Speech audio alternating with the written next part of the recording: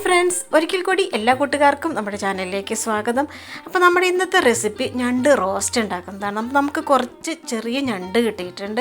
ഞണ്ട് കറി ഉണ്ടാക്കുന്ന വീഡിയോ ഞാൻ നേരത്തെ അപ്ലോഡ് ചെയ്തായിരുന്നു. അപ്പോൾ അതിനകത്ത് നമ്മൾ എങ്ങനെയാണ് ഞണ്ട് വൃത്തിയാക്കുന്നതെന്ന് ഡീറ്റെയിൽ ആയിട്ട് കാണിച്ചിട്ടുണ്ട് കേട്ടോ. ഞണ്ടിൻ്റെ ആദ്യം തന്നെ സൈഡിലുള്ള മുള്ളു പോലുള്ള ഭാഗം കട്ട് ചെയ്ത് കാലമൊക്കെ ഒന്ന് മുറിച്ച് കളയാം. അതിൻ്റെ അടിയിൽ അടപ്പ് പോലുള്ള ഭാഗമൊക്കെ നമുക്കൊന്ന് മുറിച്ച് കളഞ്ഞതിന് ശേഷം ഇങ്ങനെ ഒന്ന് തുറന്നാൽ നമുക്കതിൽ മാംസമുള്ള ഭാഗം മാത്രം കിട്ടും. ഇനി ആ സ്പോഞ്ച് പോലുള്ള ഭാഗമൊക്കെ ഒന്ന് ക്ലീൻ ചെയ്ത് എടുത്ത് കളഞ്ഞതിന് ശേഷം നന്നായിട്ട് കഴുകി വൃത്തിയാക്കി എടുത്താൽ നമുക്ക് ഞണ്ടിൻ്റെ മാംസമായിട്ടുള്ള ആ ഭാഗം കിട്ടും. അതാണ് നമ്മൾ കറി വയ്ക്കാനോ റോസ്റ്റ് ചെയ്യാനൊക്കെ എടുക്കേണ്ടത്.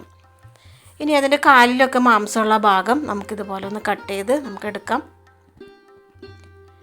അപ്പോൾ അതുപോലെ ഞണ്ടെല്ലാം വൃത്തിയാക്കി നമ്മൾ കഴുകി എടുത്തിട്ടുണ്ട്. ഇപ്പോൾ ഒരു 500 ഗ്രാം ക്രാബ് ഉണ്ടാകും. ഇനി നമുക്കൊരു മിക്സിയുടെ ജാറിലേക്ക് ഒരു 6-7 വെളുത്തുള്ളി ഇട്ട് കൊടുക്കാം, 2 ചുവന്നുള്ളി ഇട്ട് കൊടുക്കാം, ഒരു വലിയ കഷ്ണം ഇഞ്ചി നമുക്കൊന്ന് ചെറുതാക്കി കട്ട് ചെയ്ത് മിക്സിയുടെ ജാറിലേക്ക് ഇട്ട് കൊടുക്കാം. ഇനി ഞാനൊരു 1/2 ടീസ്പൂൺ പെപ്പർ ഇട്ട് കൊടുക്കുന്നുണ്ട്. ഇനി 1 ടീസ്പൂൺ പെരിഞ്ജീരകം കൂടി ചേർത്ത് കൊടുക്കാം.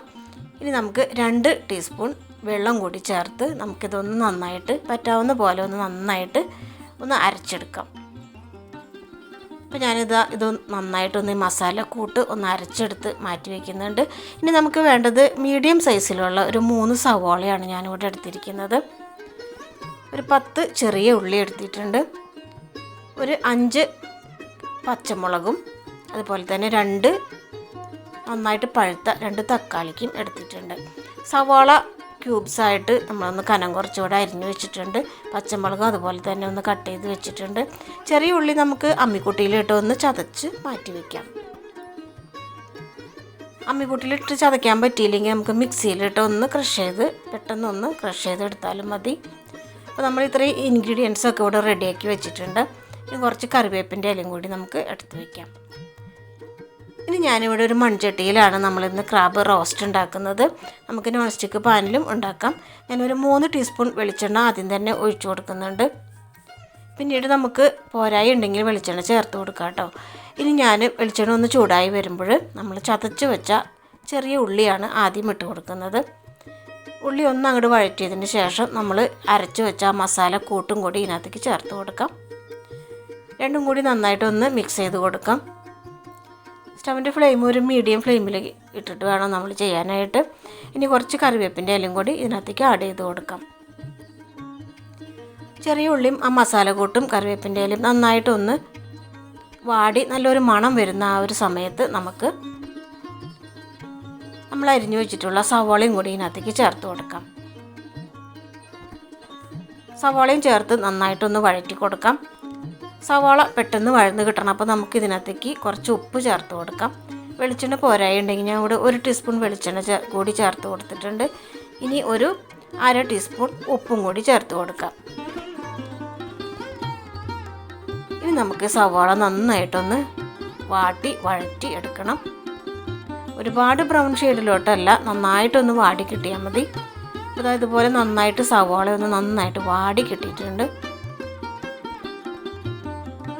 ഇനി നമുക്കിതിനകത്തേക്ക് 1/2 ടീസ്പൂൺ മഞ്ഞൾപ്പൊടി ചേർത്ത് കൊടുക്കാം.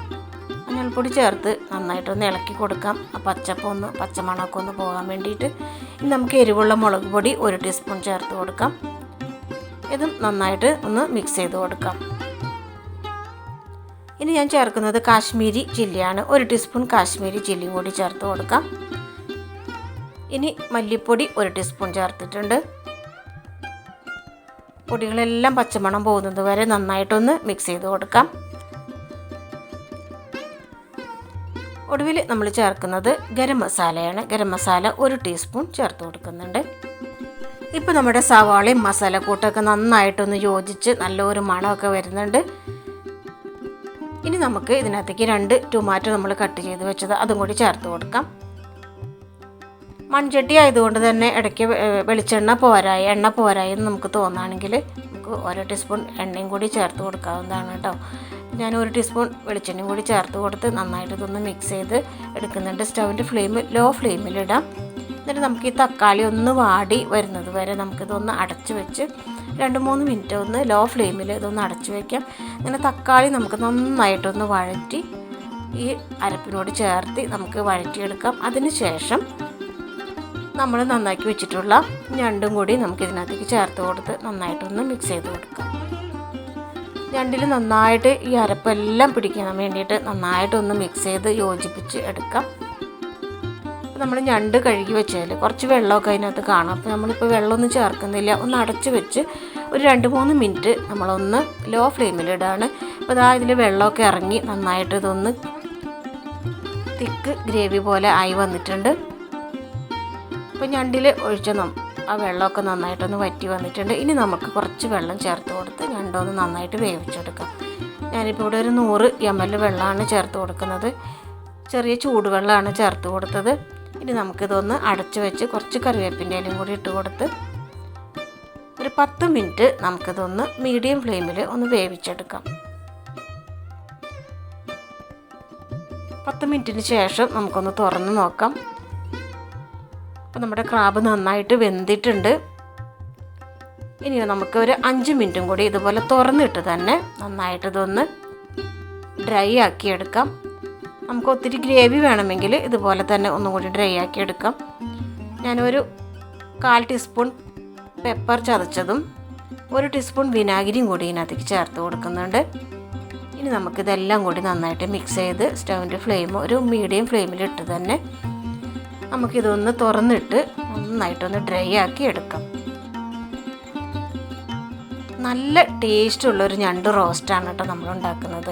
നമ്മളിതുപോലെ മീഡിയം ഫ്ലെയിമിൽ നമ്മൾ ഇളക്കിക്കൊണ്ടിരുന്ന് തന്നെ നമുക്കിതൊന്ന് നന്നായിട്ടൊന്ന് ഡ്രൈ ആക്കി എടുക്കണം. ഇങ്ങനെ നമ്മൾ ആ ഡ്രൈ ആക്കി എടുക്കുമ്പോഴാണ് നമ്മൾ റോസ്റ്റിന് ഒരു ഡാർക്ക് ബ്രൗൺ ഷെയ്ഡിലോട്ട് മാറി വരുന്നത് കേട്ടോ. അപ്പോൾ നന്നായിട്ട് ഇതാ ഡ്രൈ ആക്കി എടുത്തിട്ടുണ്ട്.